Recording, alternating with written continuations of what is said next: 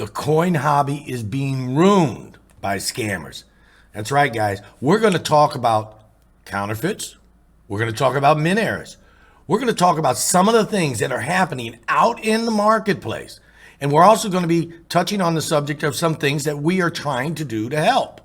So guys, you're definitely going to want to watch this video, and we hope it helps you out.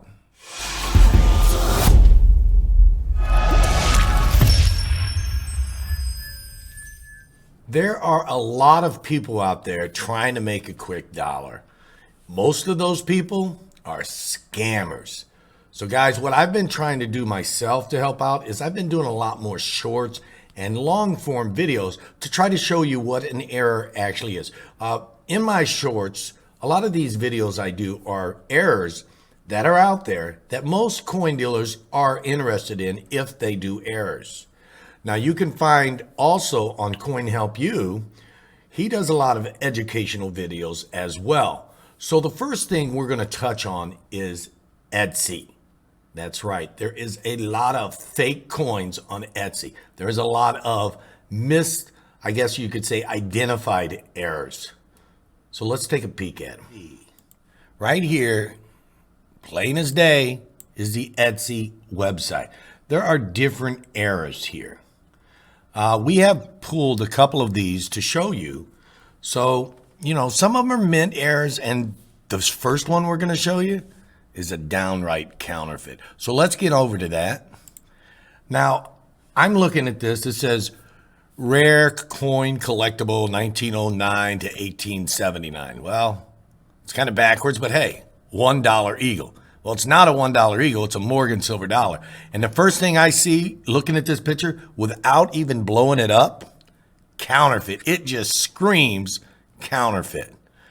But the $24.87 price tag, that kind of makes me wonder there. So here, let's blow it up. And there we have the back side. And here is the front side.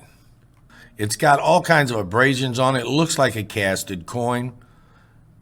And you can see the rim right here breaking away from the denticles. Definitely a counterfeit. So that's the first coin we're going to show you. Now this second coin, it's like, wow, how do they see this? $499 for an air dime? Well, they're calling it a DDR. Well, let's take a blowed up picture of it. Here we got it right here. Now, maybe I'm crazy, but DDR means doubled die reverse. So here is the back of that dime. I don't see any doubling on this dime. Maybe I'm crazy. Maybe I'm not.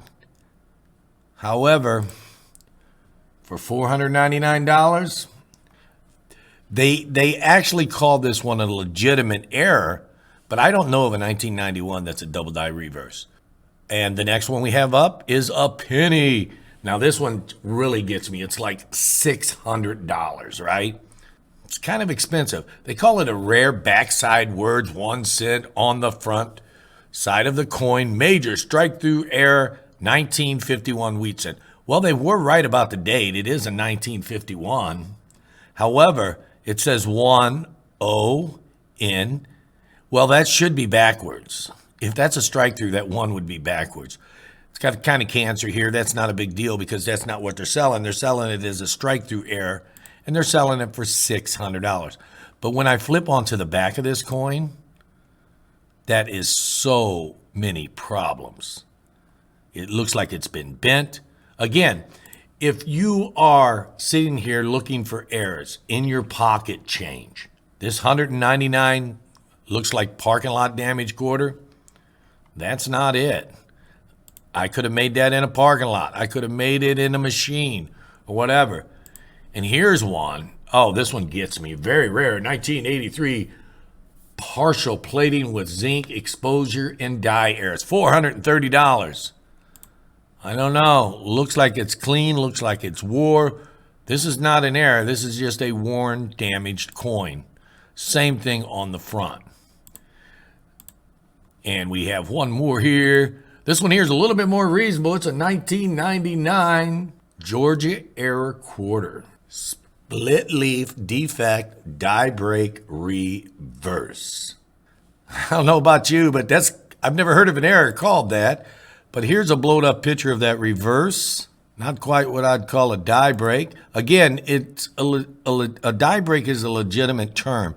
Now, there is a finite number of things that can happen at the mint, but there is an infinite number of things that can happen post mint. Now, this, again, looks like a post mint. This looks like a post mint. Another post mint. If you're not sure whether your coin is actually an error coin or not, ask somebody. Don't try to sell it. Don't be a scammer, because they are ruining the hobby. Ask CoinHelpU, ask myself, ask any other dealer that you can think of, because not all apparent errors are actually an error. Most of it is post-mint. But if you check out my whole lot of shorts, those are what coin dealers are looking for, those types of errors. And I'm sure CoinHelpU and I'm sure some of the other guys on YouTube here have a whole bunch of error coins that they are looking for. They've posted in videos. And they have a whole bunch of coins that they've posted in videos saying, this is not an error. This is a parking lot damage. This is a I hit you with a hammer damage. So guys, don't fall for these scammers, because they are ruining the hobby. That's right. Scammers are ruining the coin hobby. So go to someone you trust, and hopefully you may have an error. So check out my previous videos, and we'll see you next time.